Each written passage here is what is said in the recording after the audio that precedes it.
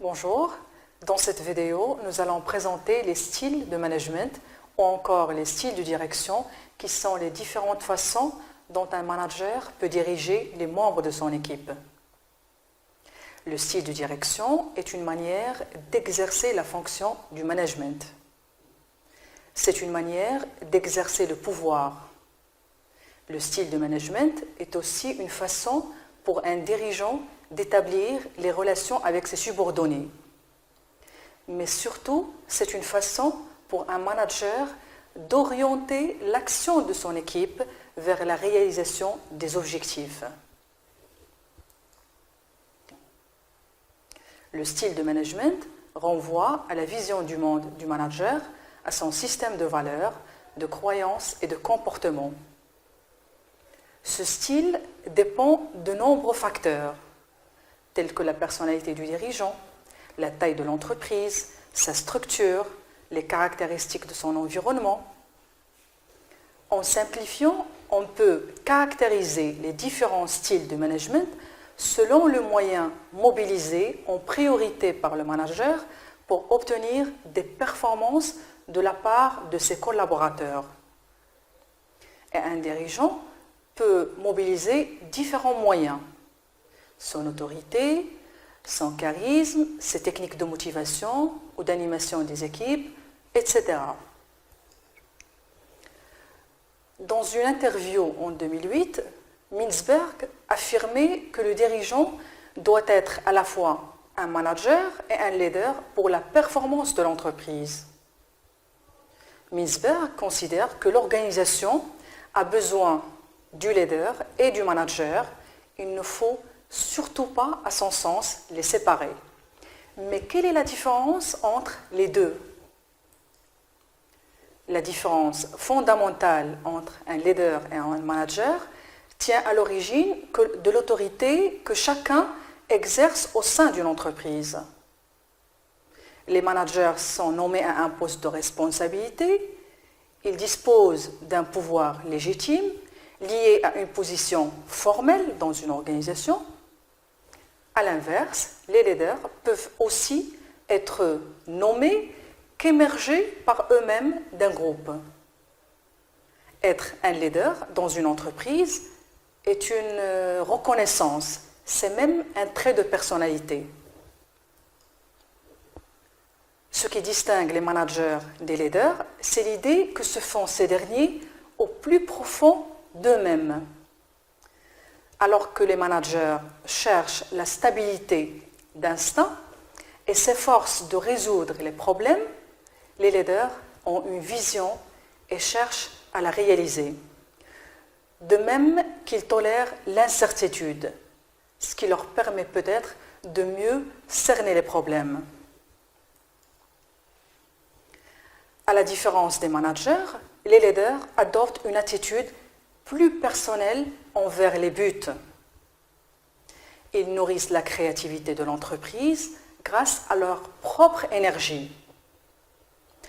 Alors, si le manager est celui qui planifie, organise et contrôle, le leader se présente comme une personne ayant de l'influence sur un groupe, pas nécessairement le supérieur hiérarchique, capable de mener ce groupe vers un objectif.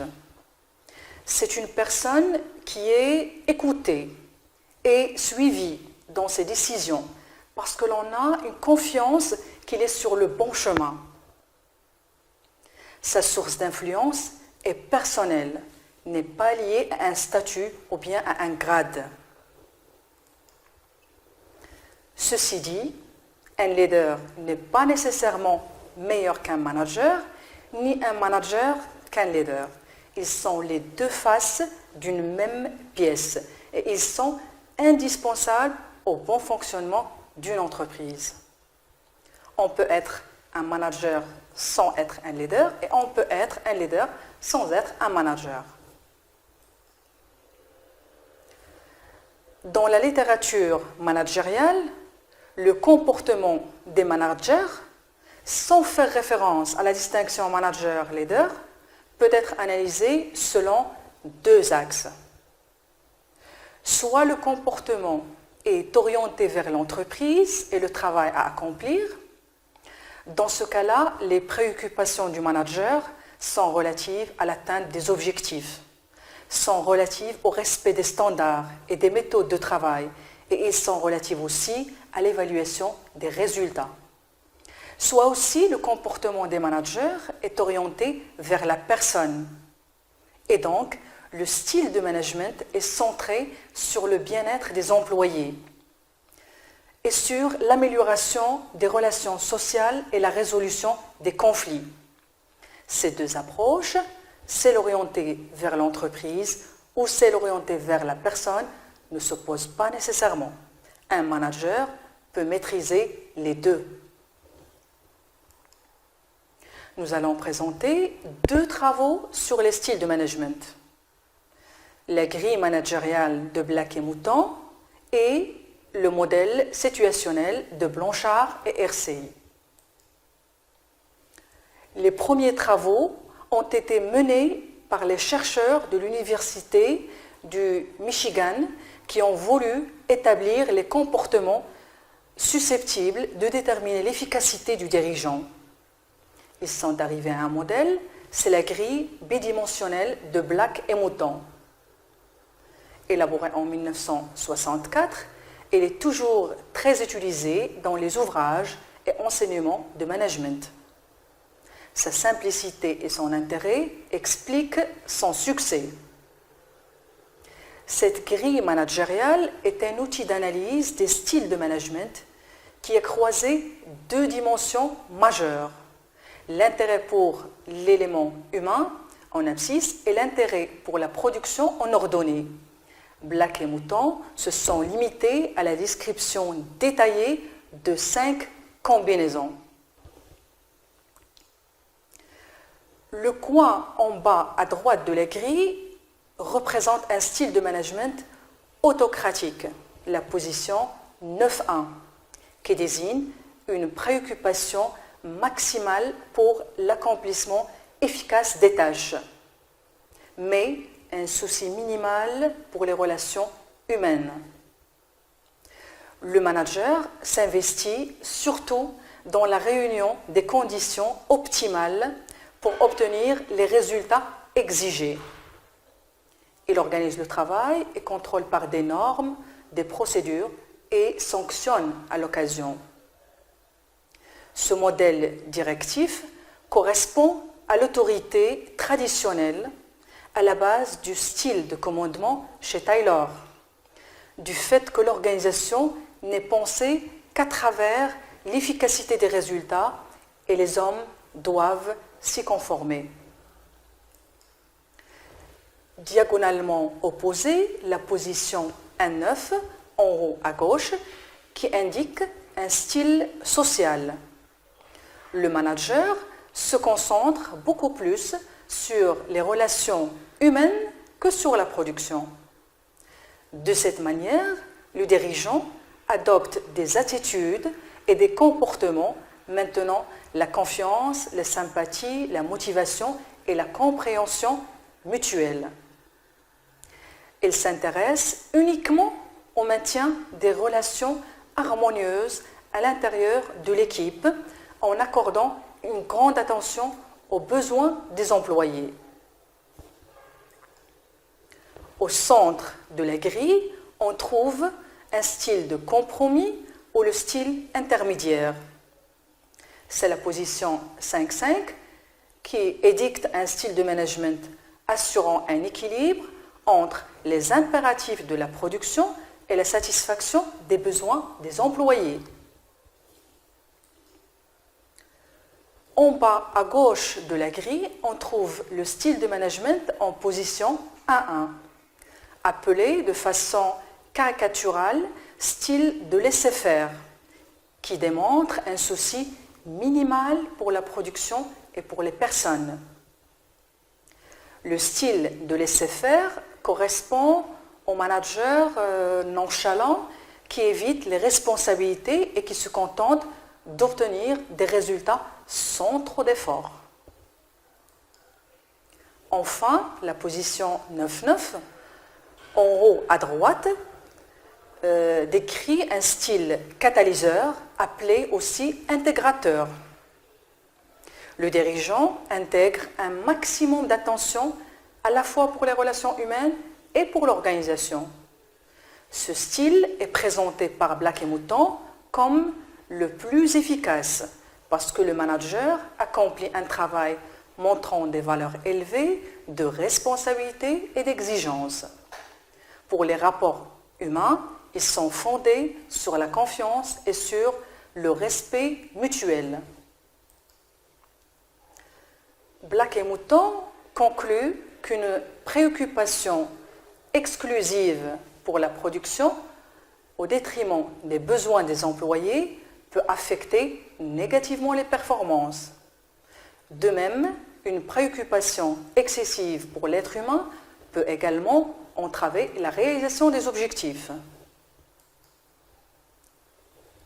À l'inverse de Black et Mouton, le modèle d'Hersey et Blanchard a soulevé l'hypothèse qu'il n'existe pas de style idéal de management et qu'il faut, suivant le degré de maturité des employés, avoir soit un comportement orienté vers la tâche, soit un comportement orienté vers la personne. C'est pourquoi il est appelé modèle situationnel. Pour la maturité, il y a deux types. La maturité professionnelle relative à la compétence et la maturité psychologique qui correspond à la confiance en soi et au désir de bien faire. Le principe de ce modèle, c'est que le dirigeant doit développer l'ensemble des niveaux de maturité des collaborateurs afin que chacun gagne en autonomie. Et l'autonomie s'entend ici comme le croisement de la compétence, ça veut dire l'employé sait ou ne sait pas faire, et de la motivation. Ça veut dire l'employé veut ou ne veut pas faire. Hersey et Blanchard repèrent 4 degrés de maturité qui induiront 4 styles de management. Il y a d'abord le style autoritaire qui convient mieux aux employés dont la maturité est faible, qui sont peu compétents et non motivés.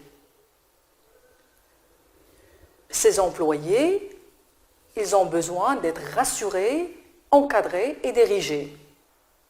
Dans ce cas-là, les dirigeants adoptent un style directif et dictent à leurs subordonnés exactement ce qu'il faut faire et comment le faire. Ensuite, il y a le style persuasif qui convient à des employés dont la maturité va de faible à moyenne. Ce style offre du soutien aux employés qui veulent assumer des responsabilités sans avoir les aptitudes nécessaires pour le faire. Afin de maintenir l'enthousiasme, le dirigeant ajoute des explications ou directives. Le troisième style, c'est le style participatif, qui convient aux employés dont le degré de maturité va de moyen à élevé, c'est-à-dire ceux qui ont toutes les compétences pour prendre des responsabilités, mais qui ne souhaitent pas le faire. Ils ont besoin d'appui et d'encouragement pour accroître leur motivation. Et enfin, le style de délégation qui convient bien aux employés dont le degré de maturité est élevé, car ils sont à la fois compétents et motivés. C'est le cas d'une équipe qui est rodée, qui a l'habitude de travailler ensemble et qui se connaît bien. Les dirigeants délèguent les responsabilités à leurs subordonnés, bien qu'ils gardent un œil sur l'avancement des choses. En résumé, Hersey et Blanchard ont le mérite de présenter le modèle situationnel qui lie l'efficacité d'un dirigeant à ses efforts de développement de l'autonomie et de la motivation des employés. Le niveau de performance d'un collaborateur dépend en grande partie du style de management que le responsable adopte à son égard. En fonction de la maturité de chaque groupe de collaborateurs, les dirigeants doivent adopter des postures différentes, diriger, épauler, entraîner ou bien délégué. Pour les apports du modèle situationnel, d'abord l'idée qu'il n'existe pas de style de management idéal, mais des styles adaptés à chaque situation.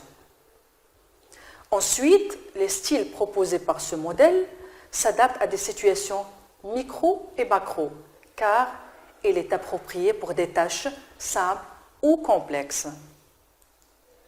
Par exemple, au niveau micro, un membre qui vient d'intégrer une équipe a probablement une grande motivation pour le projet, mais il peut ne pas avoir toutes les compétences requises pour sa première tâche. Cette personne a besoin au début de plus de direction que de motivation. Mais avec le développement des compétences de cet employé, le dirigeant situationnel doit adapter son propre comportement à chaque fois que la situation change ou bien s'améliore. Maintenant, pour les limites du modèle situationnel. Il semble facilement applicable dans des situations de management, mais pour être opérationnel, ça suppose que le dirigeant sache évaluer la situation en question et dispose des habiletés nécessaires pour choisir la meilleure réponse. Ceci demande des qualités de perception de la réalité et de réactivité avec des réponses rapides et appropriées, chose qui ne se vérifie pas chez tous les dirigeants. Sur ça, je vous remercie beaucoup pour votre attention.